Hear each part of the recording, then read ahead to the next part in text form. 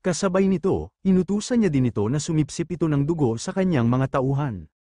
Nabahala si Zhu Minglang nang mapansin niyang ang halimaw na dragon ay nakakabawi ng lakas sa pamamagitan ng pagsipsip ng dugo. Agad niyang inutusan si Bai Qi na palamigin ang dugo upang hindi na ito masipsip. Mabilis na sumunod si Bai Qi sa kanyang kapangyarihan, nagyelo ang nagkalat na dugo at nabasag sa matinding lamig. Ngunit hindi nagpatalo ang pinuno, umalingaw-ngaw ang kanyang tinig habang bumabalot sa kanya ang mapulang enerhiya at mga ukit na palatandaan sa kanyang katawan. Sa galit, sigaw niya na walang sino man ang makakapigil sa kanya. Kasabay nito, muling bumangon ang Evil Blood Dragon, bumubuga ng nakakakilabot na tunog. Ang mga kasapi ng cult na nakaitim ay napaatras, nanlaki ang mga mata habang pinagmamasdan ang halimaw na unti-unting lumalabas mula sa pagkakayelo. Pagkatapos nito, lumabas ang lintang nilalang sa katawan ng halimaw.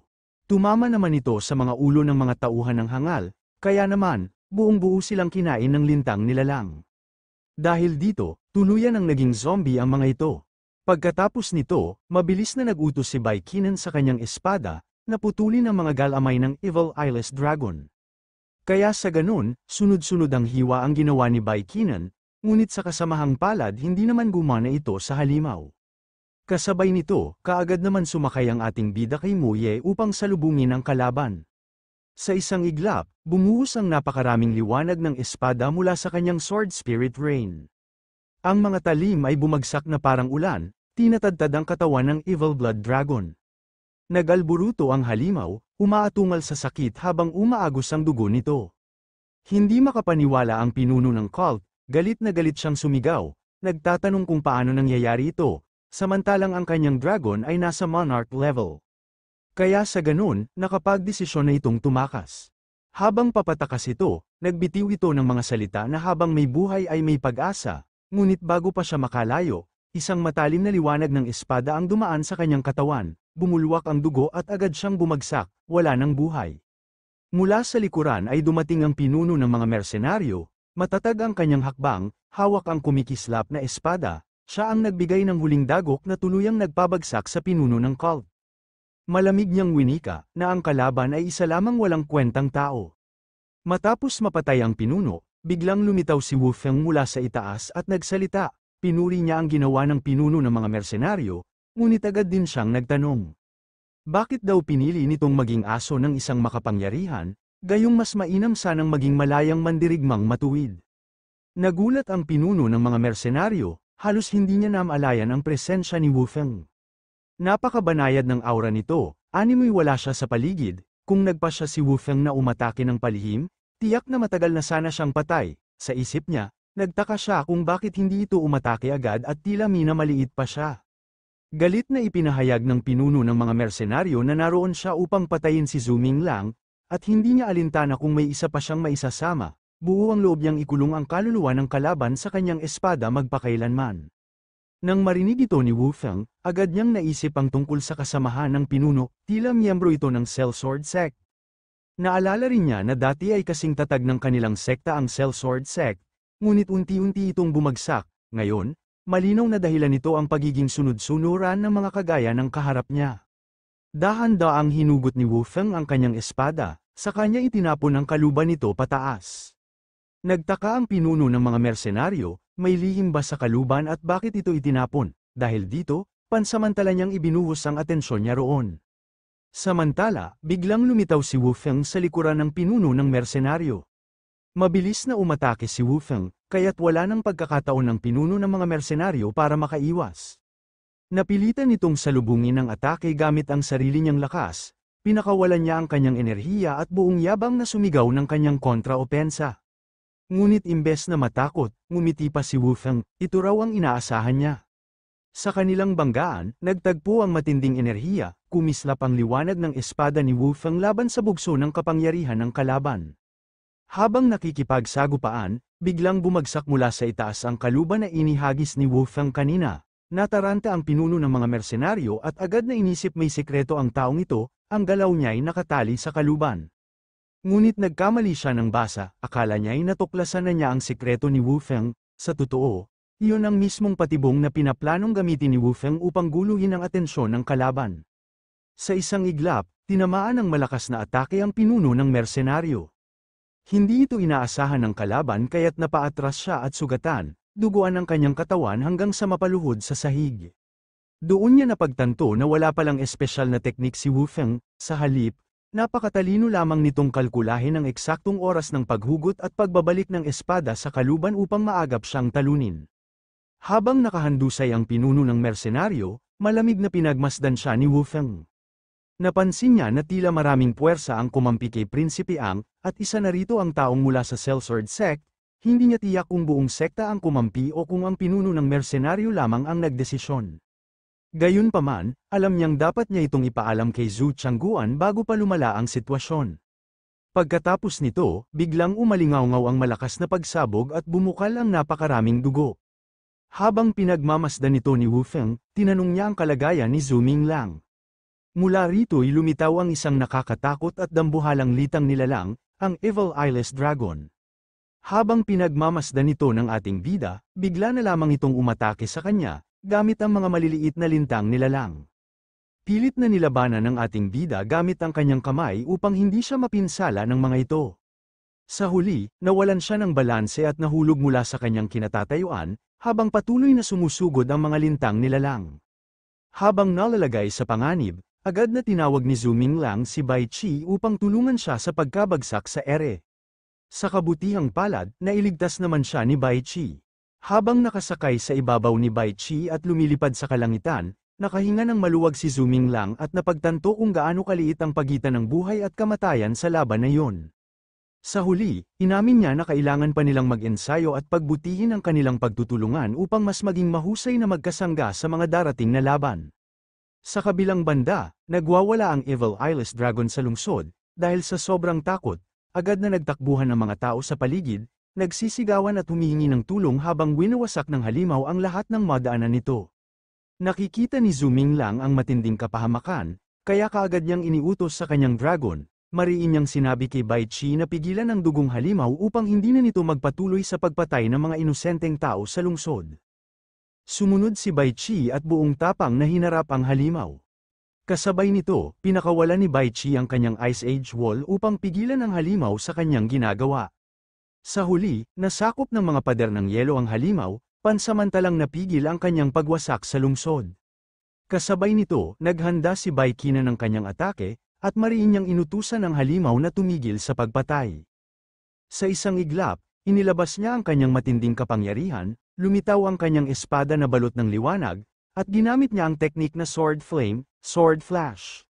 Mula sa kalangitan, bumagsak ang matinding liwanag ng espada na tila kidlat na tumama sa Evil Eyeless Dragon, agad itong tinamaan at napasigaw ng ubod lakas. Dahil dito, tumagos na parang karayom ang atake ni Bai Qi. Ngunit sa hindi inaasahang pangyayari, muling umatungal ang Evil Eyeless Dragon, dahil nasaktan ito sa atake ni Bai Qi. Kasabay nito, biglang bumukas ang bibig nito, tila handang lamunin si Bai Qi ng buo. Agad na sumigaw si Zhu Minglang kay Bai Qi upang iligtas si Bai Qi. Kaagad naman kumilos si Bai Qi ng kanyang Ice Element upang pigilan ito. Sa mabilis na galaw, sinalag nito ang matinding pag-atake ng Evil Eyeless Dragon. Kasabay nito, mabilis na sumugod si Bai Qi upang iligtas si Bai Qi. Sa kabutihang palad, nasagip si Bai Qi, si Zhu Minglang ay nandoon, nakahawak at nagprotekta sa kanya. Matapos ang sagupaan, tinignan ng ating bida si Bai Qi nang may pag-aalala at nagtanong kung ayos lang siya. Maingat na ngumiti si Bai Qi at ipinaliwanag na ligtas siya sapagkat natatakot ang halimaw na dragon sa apoy na nagmumula sa batong meteor sa kanyang espada, dahil dito, hindi siya kayang saktan ng halimaw. Narinig ito ni Zhu Minglang at saglit na nag-isip, sa loob ng kanyang isipan, nabuo ang isang plano. Kaya't buong kumpiyansa niyang sinabi na may paraan siya upang tapusin ang halimaw sa isang malakas na hampas lamang, humingi siya ng tulong kay Bai Qi upang bantayan at protektahan siya habang ginagawa ang hakbang na iyon.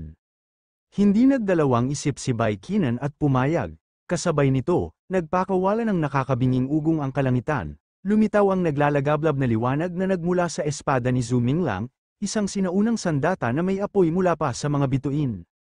Habang nag-aalab ang pulang liwanag, umalingaw-ngaw ang apoy na parang galing sa langit, ito ang kapangyarihang tinatawag na meteorite fire, isang apoy na kasing bagsik ng apoy mula sa kalangitan. Sa sandaling yun, buong tapang na hinarap ni Zhu Minglang ang halimaw, handang tapusin ang laban sa isang matinding pag-atake.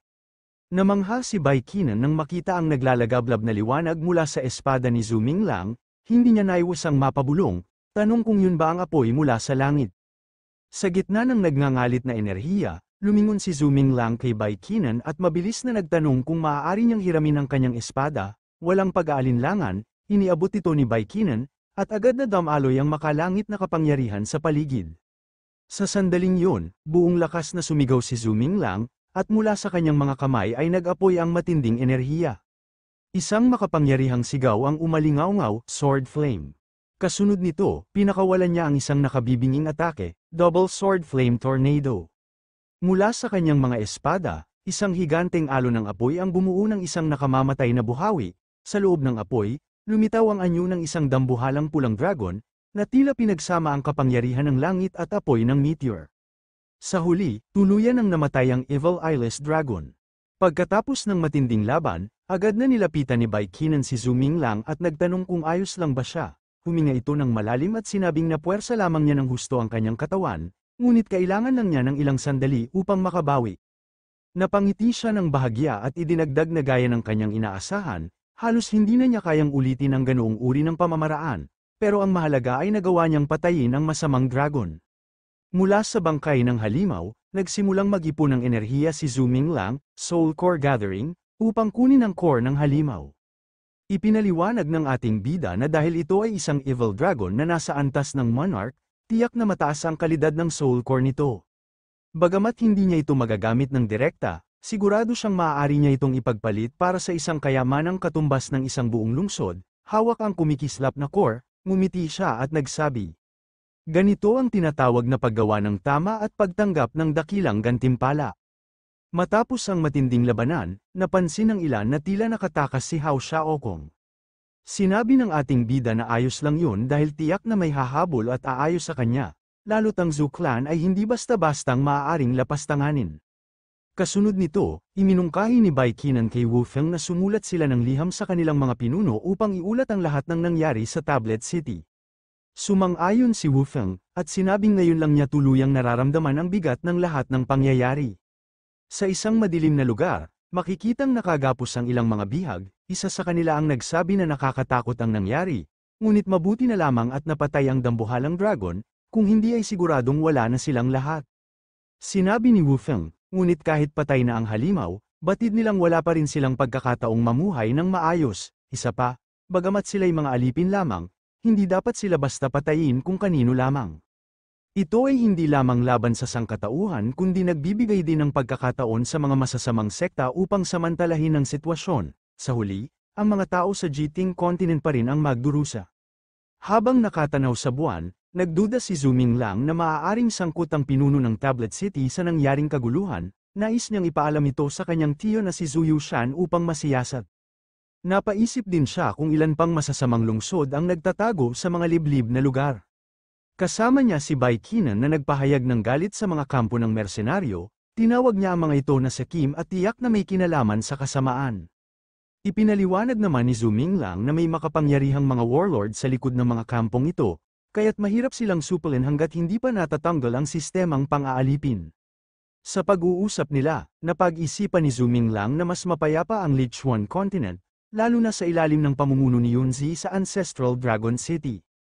Wala roon ang ganitong uri ng kasamaan na kanilang kinahaharap ngayon, nakalulungkot nga lang na nasugatan si Yanzi, kung hindi ay magandang pagkakataon sana upang masupil at sakupin ang Rui Kingdom.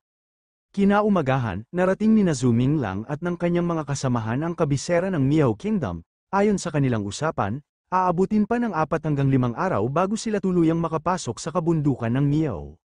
Habang naglalakad, nakipag-usap si Xinghua sa ating bida, ipinaliwanag niya na tinatawag ding Flower Kingdom ang Miao Kingdom, sapagkat ang kanilang Grand Counselor ay kilala bilang God of Flowers, dahil dito, saan man sila tumingin ay napapaligiran sila ng iba't ibang uri ng bulaklak. Namangha si Xinghua sa kagandahan at halimuyak ng mga bulaklak, na nagbibigay ng kakaibang ganda at buhay sa paligid. Nagtaka naman dito si Yun Zhonghe nang makita ang dami ng tao at mga parol sa paligid, kaya't napatanong siya kung may pista bang nagaganap. Ipinaliwanag ni Bai Qinan na tinatawag itong Flower Gathering Festival, ngunit hindi ito pangkaraniwang kasayahan. Tuwing taon, maraming lalaki mula sa iba't ibang lugar ang dumarating upang subukang mapili bilang manugang ng mga prinsesa at kababaihan ng Miao Kingdom. Nagtanong naman dito ang ating bida kung bakit nga raw kumukuha sila ng manugang. Ipinaliwanag ni Bai Qinan, sa kasaysayan ng Miao, nakaugali ang pumili ng mapapangasawa ang mga prinsesa kapag sila'y nasa tamang gulang na, karaniwan itong idinaraos tuwing taglagas, kasabay ng pamumula ng mga dahon ng maple. Kalaunan, sinundan din ito ng mga anak ng mga duke mula sa iba't ibang lupain, hanggang sa naging bahagi na rin ng tradisyon na kahit ang mga karaniwang babae ay pumipili ng magiging asawa tuwing ganitong panahon. Naungkat ang nakaraan habang nag-uusap sina Zhu Minglang at si Wu Feng, sinabi niya na ang kanyang mga magulang ay nagkakilala rin dahil sa tradisyon ng Flower Gathering Festival. Nagtaka naman dito ang ating bida kung anong araw ito. Kaya ipinaliwanag pa ni Wu Feng na may nakahandang kasunduan ng kasal, sinabi ng kanyang lolo na ang ina ni Zhu, na siyang pinuno ng sword sect sa Miao Mountains, ay tatanggap lamang sa kanyang ama kung mapapatunayan nitong kaya niyang mangibabaw at mamukod-tangi sa harap ng lahat sa nasabing pagdiriwang. Napaisip si Zhu Minglang at tahimik na nasabi sa sarili na matapos ng lahat, nagpakalubog ang kanyang ina sa pagsasanay, bumalik siya sa Miao Mountains mula sa Zhu clan at tila nakalimutan na ang kanilang ugnayan, maging ang pangalan niya ay baka hindi na maalala. Pagkatapos nito, kinaumagahan, maagang nagising si Zhu Minglang dahil sa ingay sa labas. Naiinis pa siyang nagtanong kung anong kaguluhan yon nang makita niya mula sa bintana ang magarang pagdating ni Princess Luo Shui, ang sinasabing pinakamagandang dilag sa kasalukuyang Flower Gathering Festival. Kahit nakasuot ng pilak na maskara, humanga agad ang lahat sa kanyang kariktan, at marami ang nagnanais na makita ang kanyang tunay na mukha. Habang abala ang lahat sa labas, may kumatok sa pintuan ni Zhu Minglang. Sa kanyang paglabas, sinalubong siya ni Xinghua, medyo nagulat siya at nagtanong sa isip kung sino ang babae, mahina akong bumati ito ng good morning, at ipinahayag na nakita raw niya ang ancient divine lamp jade. Napagtanto ni Zhu Minglang na siya ang astrologo, dahil tanging si Xinghua lamang ang tumatawag sa kanya ng Mr. Zhu. Dahil dito, agad siyang nagtanong kung saan nakita ni Xinghua ang nasabing banal na bagay. Itinuro ni Xinghua mula sa labas, at sa una ay inakala ni Zhu Minglang na nasa sanga lamang ito ng puno. Ngunit nang muli niyang sinundan ang direksyon, natigilan siya sa kanyang nakita, ang banal na jade ay nasa mukha mismo ni Princess Luo Shui, nakaukit sa taas ng kanyang noo. Tinanong ni Zhu Minglang si Xinghua kung ang pilak na maskara na suot ni Princess Luo Shui ang tinutukoy niyang lamp jade. Agad itong kinumpirma ni Xinghua, at sinabing yun nga mismo ang banal na jade na kanilang hinahanap. Nagulat si Zhu Minglang at agad napatingin muli kay Princess Luo Shui, ngunit laking gulat niya nang mapansin na hindi pala siya ang tinitingnan ng prinsesa, kundi si Xinghua mismo. Makalipas ang ilang sandali, nag-uusap sina Zhu Minglang, Fang Nianyan, at Xinghua habang nakaupo sa loob ng kanilang bakuran. Binanggit ni Fang Nianyan na kailangan nilang mag-imbak ng maraming pagkain para kay Hia, dahil nitong mga nakaraang araw ay sobra ang kain nito, parang isang baboy. Ngunit agad na tumutol si Zhu Minglang at pabirong sinabi na mali ang pagkukumpara, dahil ang kain ni Hia ay higit pa sa isang baboy. Kasabay nito, biglang dumating si Nan Yusuo. Nagbiro si Fang Nianyan at nag-alok ng pustahan, hindi raw sinanling siya ang makikita nila ngayong araw. Agad namang sumagot si Zhu Minglang at tinanggap ang hamon, ang kanyang pusta, 10 butil ng gintong buhangin, at ang hula niya ay si Miss Nan ang makikita nila. Pagkatapos ng kanilang pustahan, biglang dumating si Yusuo at magiliw na bumati ng good morning kay Zhu Minglang. Nabigla siya dahil alam niyang sinanling siya ay bihirang mauna sa pagbati ng tao, kaya't nakumpirma niyang ito nga ay si Yusuo. Nanalo si Fang Nianyan sa kanilang pustahan kaya napilitan si Zhu Minglang na ibigay ang gintong buhangin. Habang nagtataka ang iba, ipinaliwanag nila na ang pustahan ay tungkol lamang sa paghuhula kung sino ang lalabas ngayong araw. Nahihiya namang umalis si Fang Nianyan para bumili ng mga kailangan. Nang tanungin si Zhu Minglang kung lagi ba silang nagpupustahan. Ngumiti siya at ipinaliwanag na ginagawa nila yon dahil nakakatamad at nakakaboring ang kanilang mahabang paglalakbay. Take note ulit mga kahangal, baka kasi malito kayo. Kapag violet ang mga mata ni Yusuo ay si Yusuo yun, at kung blue ay sinanling siya naman yon. Si Xinghua ay yellow, at si Lianzi ay violet. Medyo kasi nakakalito ang kanilang katauhan. Pagkatapos nito, naglabas ng gintong perlas si Yusuo at nagpahayag na nais niyang tumaya. Nabigla si Zhu Minglang kung saan niya nakuha ang ganoon kalaking perlas, sinabi naman niya na hindi patas ang pustahan kung para sa kinabukasan agad. Kaya iminungkahi ni Yusuo na gawin ito makalipas ang 7 araw. Ipinaliwanag niya ang kondisyon, kung siya ang lalabas, kailangang bigyan siya ni Zuming Lang ng magandang gintong perlas, ngunit kung sinanling siya ang lalabas, siya naman ang magbibigay ng isa kay Zuming Lang. Nagtanong si Zuming Lang kay Xinghua kung kaya bang piliin ng mga ito kung kailan sila gigising, at agad na sinagot ni Xinghua na hindi. Sa huli, pumayag si Zuming Lang at itinaya rin ang isang gintong perlas para sa pustahan.